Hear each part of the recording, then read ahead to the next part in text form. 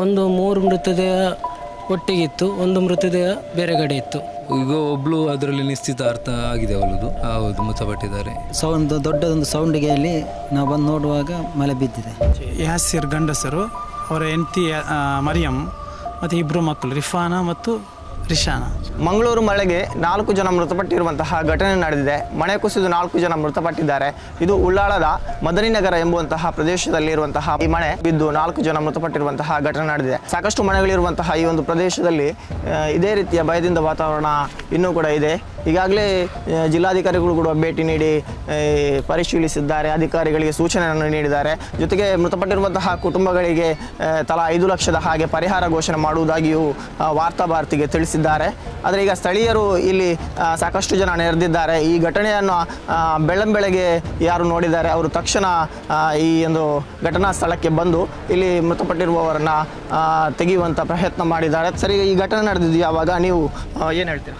ಸುಮಾರು 6 ಗಂಟೆ ಅಂದಾಜು, ಬೆಳಿಗ್ಗೆ 6 ಗಂಟೆ ಅಂದಾಜು ನಮ್ಮ ಮನೆ ಹತ್ತಿರ ಇರೋದು ಸ್ಥಳೀಯವಾಗಿ. ದೊಡ್ಡದೊಂದು ಸೌಂಡಿಗೆಯಲ್ಲಿ ನಾವು ಬಂದು ನೋಡುವಾಗ ಮಳೆ ಬಿದ್ದಿದೆ. ಅವಾಗೆಲ್ಲ ತಕ್ಷಣ ಎಲ್ಲರಿಗೆ ಮಾಹಿತಿಯನ್ನು ಕೊಟ್ಟಿದೆ. ಅಂದರೆ ಹೈಟಲ್ಲಿತ್ತು ಮಣ್ಣು, ಅದನ್ನೆಲ್ಲ ಸ್ಥಳೀಯರು ಎಲ್ಲ ಎತ್ತಿ ಮಣ್ಣು ಇದೆಲ್ಲ ತೆಗೆಯುವಾಗ ಕೆಳಗಡೆ ಇತ್ತು. ಒಂದು 3 ಮೃತದೇಹ ಒಟ್ಟಿಗಿತ್ತು, ಒಂದು ಮೃತದೇಹ ಬೇರೆ ಕಡೆ ಇತ್ತು. ಮತ್ತೆಲ್ಲರೂ ಎತ್ತಿ ಹಾಸ್ಪಿಟಲ್ಗೆ ಕೊಂಡದ್ದು. ಒಂದು ಮಗಳು ಮದುವೆಯಾಗಿ ಅದೇ ಅವಳು ಮದುವೆಯಾಗಿ ಹೋಗಿದ್ದಾಳೆ. ಈಗ 2 ಮಕ್ಕಳು ತಂದೆ ತಾಯಿ ತೀರೋಗಿದ್ದಾರೆ.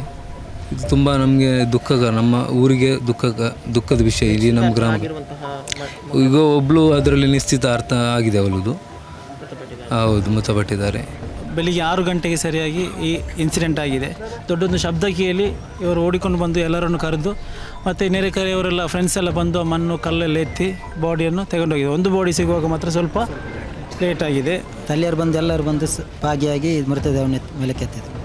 ಹಿಂದೆ ಈ ರೀತಿ ಏನಾದರೂ ಘಟನೆ ನಡೆದಿತ್ತು ಮನೆ ಒಂದು 2-3 ವರ್ಷ ಮೊದಲು ಒಂದು ಸೈಡ್ ಬಿತ್ತಿತ್ತು, ಅದು ಮತ್ತೆ ಸರಿ ಮಾಡಿ ಈಗ 2ನೇ ಸರಿ ಬಿತ್ತು. ಘಟನೆ ಇದು ಗೋಡೆ ಈ ಹೈಟಲ್ಲಿ ಇತ್ತಲ್ಲ, ಆ ಗೋಡೆ ಕೆಳಗೆ ಬಿದ್ದದು ಅವರ ಮೇಲೆಗೆ. ಇದು ಒಂದು ಹೆಣ್ಣು ಈ ರೂಮಲ್ಲಿದ್ದಳು, ದೊಡ್ಡವಳು, ಮತ್ತು 3 ಆ ಸೈಡಲ್ಲಿದ್ದರು, ತಂದೆ ತಾಯಿ ಮತ್ತೊಂದು ಮಗಳು. 3 ಹಾಲಲ್ಲಿದ್ದರು, ಅವರ ಮೇಲೆಗೆ ಇದು ಬಿದ್ದು. ಎಷ್ಟು ಮಟ್ಟಿಗೆ ನೀವು ಇದು ನೋಡಿದ್ರು? ಕಾರ್ಯಾಚರಣೆ ಯಾವಾಗ ಆರಂಭ ಆಯಿತು? ಇದು 6 ಗಂಟೆಗೆ ಬಿದ್ದದ್ದು. ಕಾರ್ಯಾಚರಣೆ ಆಗುವ ಸ್ಟಾರ್ಟ್ ಮಾಡಿದ್ದೇವೆ ತೆಗಿಲಿಕ್ಕೆ. ಒಟ್ಟು ಅವರೇ 7:15 ಆಗಿದೆ, ತೆಗೆದೆಲ್ಲ ಕ್ಲಿಯರ್ ಮಾಡೋದು 7:30-8 ಗಂಟೆ ಆಗಿದೆ. ಎಷ್ಟು ಜನ ಇದ್ದರು? ಅದು ತುಂಬ ಜನ ಇದ್ದರು, ತುಂಬ ಜನ ಪೊಲೀಸವರು ಎಲ್ಲ ಇದ್ದರು, ಅವರೆಲ್ಲ ಆಗವೇ ಬಂದಿದ್ದರು. ಕೊನೆಯ ಮಗುವನ್ನು ತೆಗೆಯುವಾಗ ಲಾಸ್ಟ್ ಮಗು ತೆಗೆಯುವ ಸ್ವಲ್ಪ ಬಿಸಿ ಇತ್ತು, ಬಿಸಿ ಇತ್ತು, ಮತ್ತು ಅವರು ಮೃತಪಟ್ಟಿದ್ದಾರೆ. 7:08 ಗಂಟೆ ಆಗಿದೆ. ಇಲ್ಲಿ ಇರೋದು ಜಾಸ್ತಿ ಸಮಸ್ಯೆ ಅದೇ, ಚರಂಡಿಯ ಇದು ತುಂಬ ಕೊರತೆ ಇದೆ. ಇಲ್ಲಿಗೆ ನೀರು ಸರಿಯಾಗಿ ಹರಿಯುವುದಿಲ್ಲ ಅಂದರೆ ಪ್ರತಿಯೊಂದು ಮನೆಯದು ನೀರು ಹೀಗೆ ಹರಿಯುದು ನೋಡಿ, ಅದು ಕಾಣ್ತದಲ್ಲ, ಹಾಗೆ ಒಂದು ಮನೆ ಮೇಲೆ ಇನ್ನೊಂದು ಮನೆ ನೀರು ಬೀಳ್ತಾ ಹಾಗೆ ಇರುವುದು. ಅದೇ ಇಲ್ಲಿ ತುಂಬ ಸಮಸ್ಯೆ ನಡ್ತಾ ಉಂಟು. ಆದರೆ ಇದಕ್ಕೊಂದು ಇದಾಗಬೇಕಲ್ಲ, ಪರಿಹಾರ ಸಿಗಬೇಕು ಪ್ರತಿಯೊಂದಕ್ಕೂ ಕೂಡ. ಅವರ ಕೈಯಲ್ಲಿ ದುಡ್ಡು ಇಲ್ಲ, ಅಂದರೆ ದುಡ್ಡು ಇರ್ತಿದ್ರೆ ಈ ಥರ ಕಾಂಪೌಂಡ್ ಅವ್ರು ಕಟ್ತಾ ಇರಲಿಲ್ಲ. ಬಡ ಜನರು, ಅವರಿಗೆ ಕಾಂಪೌಂಡ್ ಕಟ್ಟಲಿಕ್ಕೆ ಅಷ್ಟು ಹಣವೂ ಇಲ್ಲ.